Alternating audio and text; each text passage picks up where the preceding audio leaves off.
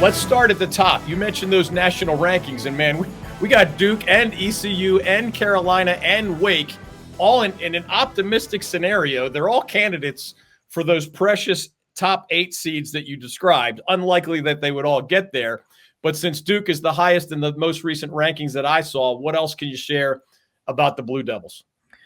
This is one of the more compelling rises of a program in the entire country. I mean, Duke baseball was a non-factor for so long, but in a decade plus, just over a decade at the helm, Chris Pollard has turned them into what is now a regularly very, very good team. Last year, they had this unique pitching staff situation where their frontline starter, Jonathan Santucci, who's their ace and another one of those projected first-round draft picks, got hurt with a UCL injury close to the beginning of the season. And outside of him, they didn't really have a starting pitcher, but they had all these pieces in their bullpen. They just had pitchers, right? They weren't starters or relievers. They just had pitchers. They had a first-year pitching coach in Brady Kirkpatrick, and they got the team to buy in that they said, hey, Santucci's done for the year. We don't know what the roles are going to be. We're kind of playing it by ear. We're just going to need you to pitch and pitch well when you're called upon, and we need everybody to be in and embrace that. And it worked to their advantage. They had a very successful season a year ago.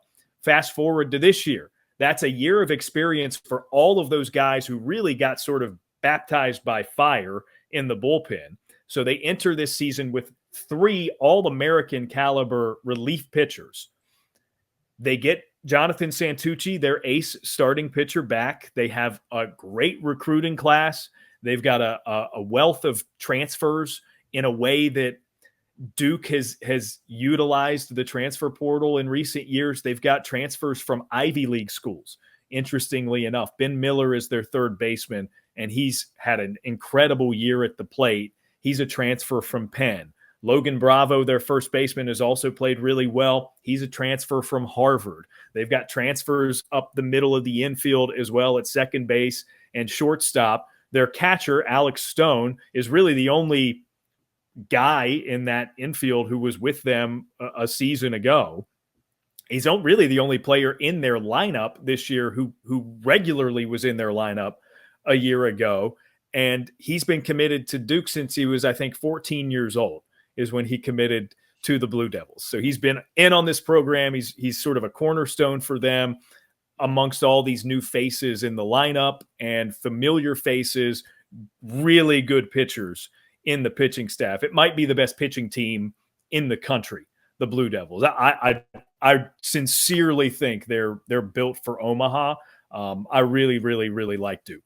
Michael Berard, Managing Director Investments with the Founders Group at Stifel, works with a select group of high net worth individuals and institutions to develop and implement investment plans tailored to their specific objectives and risk tolerances.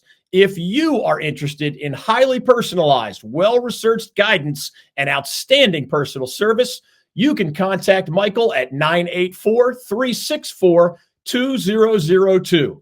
That's 984-364-2002. Stifel Nicholas and Company Incorporated, member SIPC and NYSE. King Neptune Restaurant in Wrightsville Beach is the longest running restaurant in New Hanover County. That's since 1947, and it recently was renovated to an impeccable degree by our good friends Jimmy Galeese and his amazing wife Keaton. Their outstanding chefs offer fresh local seafood, salad options, and creative, tasty variations of pork, beef, and poultry dishes. King Neptune has always been a great choice for dinner and/or drinks, and now it's open for lunch and brunch too. Check out the lunch, brunch, and dinner menus at neptuneswb.com. That's Neptunes with an S, then WB for Wrightsville Beach. Again, the King Neptune Restaurant website is neptuneswb.com. Daron, you know the deal. Resources matter. And if we look at the national top 10 or the national top 25, There's Southeastern Conference schools all over the place. Texas A&M and Arkansas and Tennessee and a whole bunch of others. We've already mentioned the huge ACC presence in the top 10 and in the top 25. How does ECU, we know because we've seen it for so long under multiple coaches, but how does ACU not only compete in those circles, but here they are in the national top 10 again and right up there with Carolina and State as the program in our state with the most frequent visits to the NCAA regionals? Yeah, well, I think it's an interesting question to observe sort of as the landscape of college sports and college baseball specifically has changed over time. As you go further and further back in time, it's a little easier to believe that you can play up despite not having those resources, just because the gap between the Texas A&Ms of the world and the mid-majors has just grown exponentially over time. The reason they're able to compete now, well, there are a couple, I guess, but I think it's largely residue from the time where they competed when that gap was smaller. And what I mean by that is ECU might not be a huge national brand in some ways that SEC schools are, but there's a lot of good high school baseball in this state and around the state. ECU is a statewide brand. ECU is a regional brand. They recruit really well. You talked about Cliff Godwin and his love for this program. He has been tempted by offers to go elsewhere throughout his time at ECU, but this is his school. He wants to see it through and finish the vision of, at the very least, getting them to Omaha for the first time. And who knows, Cliff Godwin might be the coach at ECU for as long as he's coaching still. That culture has a lot to do with it.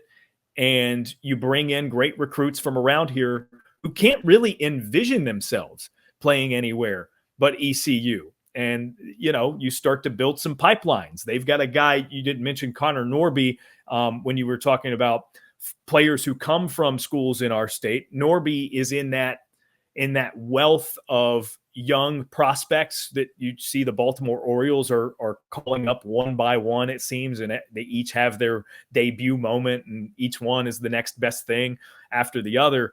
Norby's in that prospect bunch for the Orioles, and he's a really good player. He's got a younger brother who's a pitcher at ECU now. So you sort of create those pipelines. And again, ECU's brand in this area where you can still get really good quality baseball players has a lot to do with it. The other thing I would say is I think Cliff Godwin and his staff, DG, are as good as anyone in college baseball at getting the most out of their players. And they develop really well. Sometimes they win and they have this success with a lineup that you could stack up next to a Florida Gators lineup or whatever the team might be. And you think, man, they probably don't have a chance. Just, sometimes athletically in terms of their profile, when Florida's got guys like Jack Caglione, who's a two-way star. He's a left-handed pitcher who throws 100 miles per hour. Oh, and he hit 30 home runs last year. Like that's jarring. Yeah.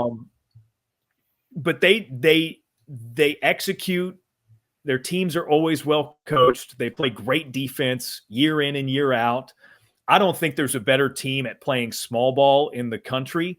And with that pitching staff that I alluded to, you're going to keep games close. So you need the small ball. I mean, in terms of just fundamentals of bunting, I would put ECU's team up with anybody in the country. They execute those plays. When the margins for error are thin, they're best situated to avoid those margins for error, even when it is tight like that. So there's a lot of things that go into it. I think the brand that ECU has built over time, Cliff Godwin for certain, the consistency, and just the style with which he coaches. Hey folks, David Glenn here from the North Carolina Sports Network. Join us at the first ever North Carolina Sports Network Bacon and Baseball event presented by the North Carolina Pork Council. The event is set for Friday night, May 3rd at UNCW's Brooks Field as the Seahawks open a huge Coastal Athletic Association series against in-state rival and fellow CAA contender Campbell.